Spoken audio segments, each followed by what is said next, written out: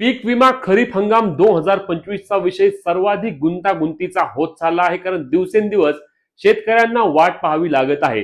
जानेवारी February महिन्यामध्ये खरं पाहायला गेलं तर पीक विम्याचे वितरण शेतकऱ्यांच्या खात्यावर होणे आवश्यक होते, परंतु जानेवारी झाला, फेब्रुवारी झाला, मार्च झाला, एप्रिल महिना देखील संपला, अजूनही शेतकऱ्यांच्या खात्यावरती पीक विमा 2025 अंतर्गत वितरण झालेले नाही. अनेक ठिकाणी अजूनही कॅल्क्युलेशनची प्रक्रिया सुरू नाही आहेत.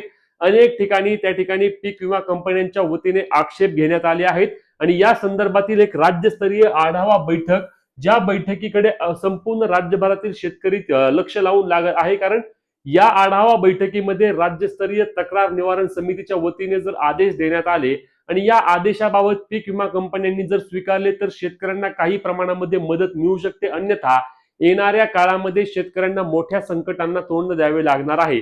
कोणकोणत्या जिल्ह्यांमध्ये तसेच कोणकोणत्या महसूल मंडळांमध्ये त्या ठिकाणी पीक विमा कंपन्यांच्या वतीने आक्षेप घेण्यात आलेले आहेत, कॅल्क्युलेशनची परिस्थिती काय आहे आणि ज्या शेतकऱ्यांना वितरण झाले आहे त्यानंतर दुसऱ्या टप्प्याची कोणती अपडेट आहे का नाही, या संदर्भातील सविस्तर माहिती या पीक विमा योजनेची आपण जाणून घेणार आहोत. त्यामुळे व्हिडिओ शेवटपर्यंत पाहायचा आहे. चॅनलला सबस्क्राईब करून पेजला फॉलो करून घ्या, जेणेकरून योजनेसंदर्भातील सर्व अपडेट तुमच्यापर्यंत सर्वात आधी आणि सर्वात योग्य पद्धतीने पोहोचविण्याचे काम शेतकरी मित्रांनो आपण आपल्या पेज आणि चॅनलच्या माध्यमातून करतो. तर कॅल्क्युलेशन प्रलंबित, शेतकरी चिंतेत, असा सध्या विषय या पीक विमा योजनेअंतर्गत झालेला आहे. राज्यभरातील शेतकरी यामुळे मोठ्या प्रमाणावर आता संकटात पाहायला असल्याचं आपण पाहत आहोत. एकतर कर्जमाफीबाबतचा GR येत नाही, त्याचे संकट वेगळे. येणाऱ्या खरीप हंगामासाठी शेतकऱ्यांना त्या ठिकाणी कर्ज वाटप होत नाही, ते वेगळं. अल निनोमुळे यावेळी सांगितलं आहे की हवामान तज्ञांच्या वतीने स्पष्टपणे सांगण्यात आलेलं आहे की यावेळी पाऊस कमी पडणार आहे. आपल्या कृषी मंत्र्यांनी देखील सांगितले आहे की जुलै ऑगस्ट महिन्यामध्ये खरीप हंगामात शेतकऱ्यांना मोठा फटका बसणार आहे आणि या सर्वांच्या पार्श्वभूमीवर शेतकऱ्यांना अपेक्षा होती की आपला खरीप हंगाम 2025 अंतर्गत जे मोठ्या प्रमाणामध्ये नुकसान झाले होते त्या नुकसानाचा आपला पीक विम्याची रक्कम आपल्या खात्यावरती जमा होईल, आपल्याला पीक विमा मिळेल आणि या पीक विमा मिळाल्यानंतर त्या ठिकाणी ही रक्कम आपण आपल्या शेतीसाठी किंवा आपल्या पिकांसाठी वापरू. परंतु प्रत्यक्षात मात्र असं काही झालं नाही. अजूनही राज्यस्तरीय पीक विमा कंपनीसाठी तक्रार निवारण समितीच्या वतीने आढावा बैठक झालेली नाही. या आढावा बैठकीमध्ये शेतकऱ्यांचे प्रश्न मार्गी लागणे खूप जास्त आवश्यक असणार आहे. या संदर्भात आपल्या कृषी मंत्र्यांच्या द्वारे आणि कृषी विभागाच्या वतीने एक बैठक घेण्यात आली. या बैठकीमध्ये शेतकऱ्यांसंदर्भातील कर्जमाफी असेल किंवा पीक विमा कंपन्यांबाबतच्या गोष्टी असतील यावर चर्चा केली. यवतमाळचे पालकमंत्री राठोड साहेबांच्या वतीने देखील त्या ठिकाणी पीक विम्याबाबतचा विषय आपल्या कृषी मंत्र्यांकडे मांडला गेला आहे आणि या संदर्भात कोणकोणत्या जिल्ह्यामध्ये, तर सुरुवातीला आपल्याला माहिती आहे की लातूर, बीड, धाराशिव या 3 जिल्ह्यांमध्ये सर्वाधिक पीक विमा कंपन्यांच्या वतीने आक्षेप घेण्यात आले होते. त्यानंतर त्या खालोखाल यवतमाळ, अमरावती, अहिल्यानगर, परभणी असेल, सोलापूर असेल, वर्धा असेल, छत्रपती संभाजीनगर, अहिल्यानगर अशा अनेक जिल्ह्यांमध्ये आता पीक विमा कंपन्यांच्या वतीने पीक कापणी प्रयोगावर जे कॅल्क्युलेशन होते त्यावरती पूर्णपणे आक्षेप घेण्यात आले आहेत आणि हे आक्षेप घेतल्यामुळे अनेक शेतकरी मोठ्या प्रमाणावर चिंतेत आहेत. आणि आता यापुढे काय होणार, सध्या असं देखील ऐकायला मिळत आहे की यवतमाळ जिल्ह्यासंदर्भात असेल किंवा परभणी जिल्ह्यासंदर्भात असेल वेगळ्या बैठका होणार आहेत आणि अशा जर वेगवेगळ्या बैठका प्रत्येक जिल्ह्याच्या जर व्हायला लागल्या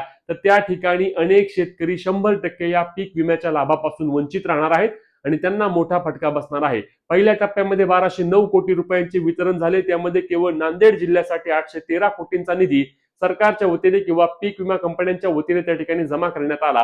परंतु दुसऱ्या टप्प्याच्या कॅल्क्युलेशन मध्ये मात्र पीक विमा कंपन्यांच्या वतीने मोठ्या प्रमाणावर आक्षेप घेण्यात आले. सोयाबीन असेल, उडीद असेल, मका असेल अशा सर्व पिकांवर मोठमोठ्या प्रमाणामध्ये आक्षेप घेण्यात आल्यामुळे शेतकरी राजा मोठ्या प्रमाणावर या ठिकाणी संकटात असल्याचे पाहायला मिळत आहे. एकतर आपण आधीच बोललो की कर्जमाफीची घोषणा होत नाही आहे, खरीप हंगामामध्ये अल निनो वादळाचे संकट राहील त्यामुळे पाऊस कमी पडेल ते संकट वेगळेच, पीक विम्याची रक्कम मिळत नाही आहे ते संकट वेगळे. यावर सरकारने तातडीने काहीतरी उपाययोजना करणं आवश्यक असणार होतं, परंतु सरकारच्या वतीने देखील हा विषय आता कानामागे टाकला जातोय की काय, असा देखील प्रश्न अनेक शेतकरी विचारत आहेत. कारण शेतकऱ्यांसंदर्भातील या पीक विम्याबाबत सरकारच्या वतीने कोणत्याही हालचाली दिसत नाही आहेत. कृषी मंत्र्यांच्या वतीने देखील प्रभावीपणे याबाबतची भूमिका अद्याप स्पष्ट करण्यात आली नाही आणि म्हणून अनेक शेतकरी विचारत आहेत. खरं तर तक्रार निवारण समितीची जी बैठक होणार आहे ही राज्यस्तरीय एकच बैठक घ्यावी आणि याच बैठकीमध्ये सर्व जिल्हे असतील, सर्व महसूल मंडळातील शेतकऱ्यांचे प्रश्न मार्गी लावून पीक विमा कंपन्यांना वितरणाबाबतचे आदेश दिल्यास शेतकऱ्यांना काही प्रमाणामध्ये यामध्ये दिलासा देखील मिळणार आहे. परंतु अद्याप ही आढावा बैठक झाली नसल्याने अनेक शेतकरी चिंतेत आहेत आणि जे शेतकरी विचारत आहेत की आमच्या जिल्ह्याची कंडिशन काय आहे, आम्हाला कधी रक्कम मिळणार आहे, तर लक्षात घ्या जेव्हा ही आढावा बैठक संपन्न होईल त्यानंतर आपल्याला याबाबतची माहिती मिळणार आहे. त्या संदर्भातील कोणत्याही प्रकारचे परिपत्रक अथवा त्या ठिकाणी शासन निर्णय आल्यास तुम्हाला सर्वात आधी आपल्या पेजवर आणि चॅनलवर आपण त्याची योग्य पद्धतीने माहिती देणार आहोत. त्यामुळे आपल्या पेजला फॉलो, चॅनलला सबस्क्राईब करून योजनेसंदर्भातील तुमचे प्रश्न कमेंटच्या माध्यमातून विचारायला विसरू नका. भेटूया पुढच्या व्हिडिओमध्ये, तोपर्यंत जय महाराष्ट्र.